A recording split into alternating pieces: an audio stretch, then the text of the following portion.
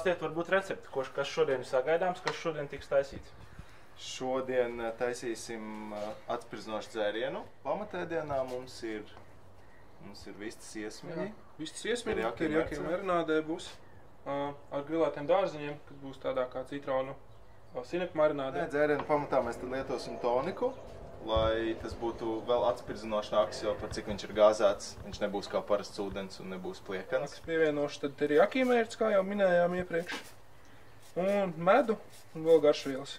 Mēs to visu iemarināsim, ceram, pusstundu, varbūt nedaudz ilgāk. Garšas ziņā atšķirības nav gandrīz nekādas. Tas ir vairāk tā estētikai, tā, lai cilvēki varētu miksēt krāsas, lai izskatītos salāti labāk, lai grilētie dārziņi izskatītos labāk. Mums būs 5 viesi, tātad viss šis daudzums, kas pašlaik tiek gatavots, ir uz 5 personām. Gan pie zivjēdieniem, gan pie cūgaļas, gan pie lielopgaļas, visti sevišķi.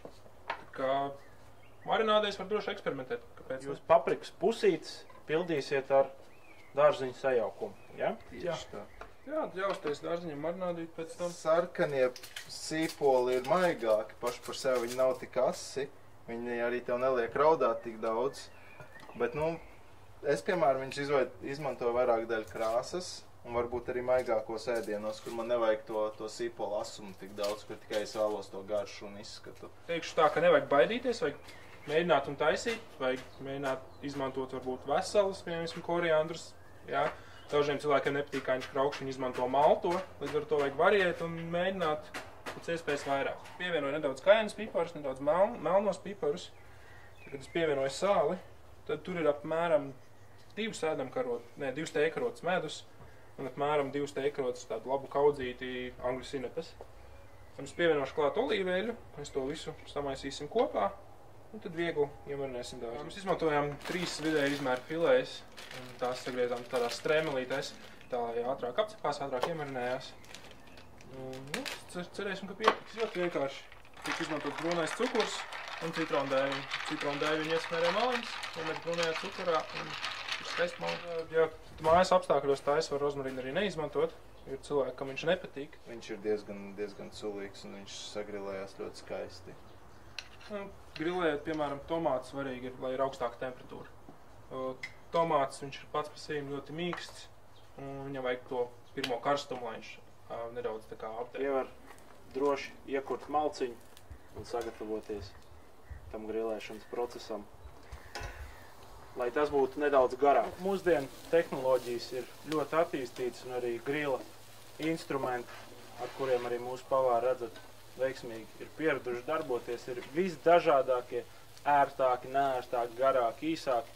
Tā kā nav arī viņi tik dārgi. Stāst par gaļas ēdienu specifikāciju, kas ir tās galvenās lietas grilējot gaļu. Bez tā, ko mēs jau esam pieminējuši, bez ogļu karstuma. Jēru gaļu parasti neviens nekad necepj gatavu līdz galam. Vienmēr ir vidēji jēla, tad viņa ir visgaršīgākā, vissulīgākā. Latvijā ļoti populāri izmantot cūgaļas tiešot lāpstiņas un šķīņķus sašlikiem, jo daudz domā, ka viņi ir kā sulīgāki vai mazāk tur ir tā tauku daļa. Man personīgi vairāk patīk kaklu karbonādes, tās ir sulīgākas, viņiem ir tauku sadalījumi iekšā, un viņas garšo diezgan labāk. Vislabāk to ir darīt augsts nākamajā dienā, pēc dienas, kad tu esi grillējis, tu viņu nobirstē ar to birsti, un, lai viņš nerūsētu, vienkārši paņemt uz papīra salvetes vai papīra vielīša, ar olīveļu vai parasto cepumu eļļu, vienalga kādu pārtikas eļļu, vienkārši paņemt nosmērēt tās reces nost. Kā šādu dzērienu pagatavot, jums arī būs iespēja skatoties šī raidījuma atkārtojumu, vēlreiz redzēt pilnā krāšņumā ar visām detaļām, kas cik daudz, kāpēc un kad. Kādas proporcijas, jā? Kādās proporcijās, tieši tā. Reiz tāds energizers uzreiz. Nav salds arī jau svarīgi. Sarkanais sīpols šādā veidā uzgrilēts un vēl marinādē. Un tiešām, principā, ir ļoti, tā teikt, liels atklājums man. Es arī dodu 10, bet tikai drusciņi par asu priekš maniem. Man nepatīk, kad ir ļoti as, bet tā viss ideāli. Man personīgi un subjektīvi, mazliet arī drusciņi.